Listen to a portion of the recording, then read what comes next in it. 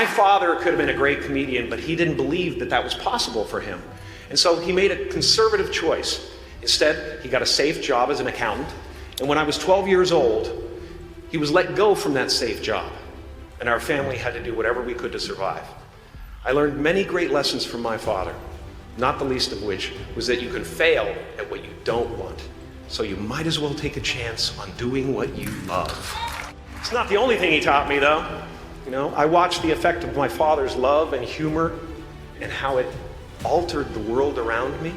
And I thought, that's something to do. That's something worth my time. It wasn't long before I started acting up. You know, people would come over to the house and they'd be greeted by a 7-year-old throwing himself down a large flight of stairs. They would say, "What happened?" And I would say, "I don't know. Let's check the replay." I'd go back to the top of the stairs and come back down in slow motion. It was a very strange household. My father used to brag that I wasn't a ham, I was the whole pig.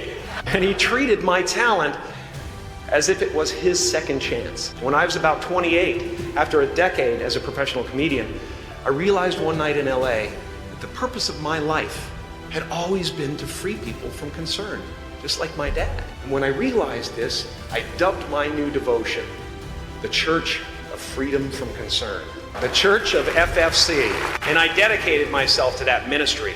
What's yours? How will you serve the world? What do they need that your talent can provide?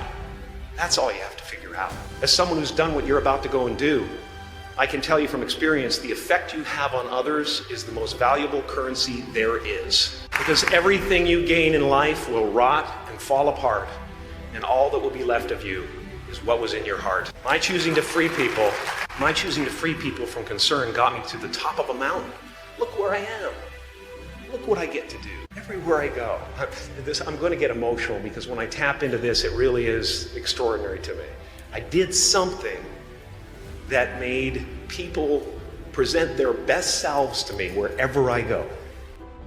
I've often said that I wished people could realize all their dreams and wealth and fame, and so that they could see that it's not where you're going to find your sense of completion. Like many of you, I was concerned about going out into the world and doing something bigger than myself, until someone smarter than myself made me realize that there is nothing bigger than myself.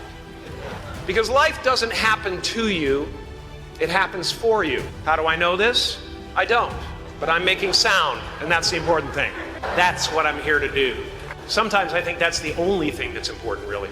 You know, it's just letting each other know we're here, reminding each other that we're part of a larger self. Your job is not to figure out how it's going to happen for you, but to open the door in your head. And when the door opens in real life, just walk through it. And don't worry if you miss your cue, because there's always doors opening. They keep opening. And when I say life doesn't happen to you, it happens for you, I really don't know if that's true. I'm just making a conscious choice to perceive challenges as something beneficial so that I can deal with them in the most productive way. You'll come up with your own style. That's part of the fun. Oh, and why not take a chance on faith as well? Not religion, but faith. Not hope, but faith. I don't believe in hope. Hope is a beggar. Hope walks through the fire and faith leaps over it. I used to believe that who I was ended at the edge of my skin. That I had been given this little vehicle called a body from which to experience creation. Though I couldn't have asked for a sportier model. It was, after all, a loaner and would have to be returned. Then I learned that everything outside the vehicle was part of me too. And now I drive a convertible. Yeah, man. Top down, wind in my hair. I am elated and truly excited to be present and fully connected to you at this important moment in your journey. I hope you're ready to open the roof and take it all in. You are the vanguard of knowledge and consciousness, a new wave in a vast ocean of possibilities. On the other side of that door, there's a world starving for new ideas, new leadership. I've been out there for 30 years. She's a wildcat. She'll rub up against your leg and purr until you pick her up and start petting her, and then out of nowhere, she'll swat you in the face. It can be rough out there, but that's okay, because there's soft serve ice cream with sprinkles. I guess that's what I'm really trying to say here today. Sometimes it's okay to eat your feelings. Now, fear is going to be a player in your life, but you get to decide how much. You can spend your whole life imagining ghosts, worrying about the pathway to the future, but all there will ever be is what's happening here, and the decisions we make in this moment, which are based in either love or fear. So many of us choose our path out of fear disguised as practicality. What we really want seems impossibly out of reach and ridiculous to expect, so we never dare to ask the universe for it. I'm saying, I'm the proof that you can ask the universe for it. Please. I am at the top of the mountain, and I was, and the only one I hadn't freed was myself. And that's when my search for identity deepened.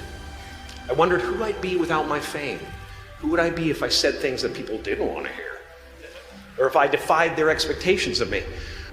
And that peace that we're after lies somewhere beyond personality, beyond the perception of others, beyond invention and disguise, even beyond effort itself. You can join the game, fight the wars, play with form all you want, but to find real peace, you have to let the armor go.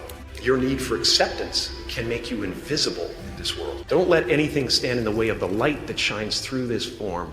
Risk being seen in all of your glory. My soul is not contained within the limits of my body. My body is contained within the limitlessness of my soul. Now I'm always at the beginning. I have a reset button, and I ride that button constantly. Once that button is functioning in your life, there's no story that the mind can create that will be as compelling. The imagination is always manufacturing scenarios, both good and bad, and the ego tries to keep you trapped in the multiplex of the mind. Our eyes are not viewers, they're also projectors that are running a second story over the picture that we see in front of us all the time.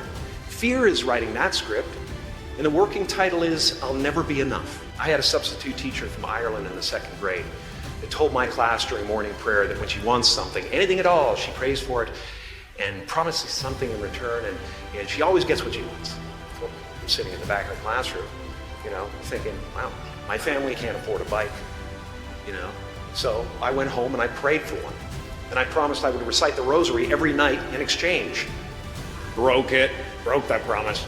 But 2 weeks later, I got home from school to find a brand new Mustang bike with a banana seat and Easy Rider handlebars. Yeah, from fool to cool. My family informed me that I had won the bike in a raffle that a friend of mine had entered my name in without my knowledge whatsoever.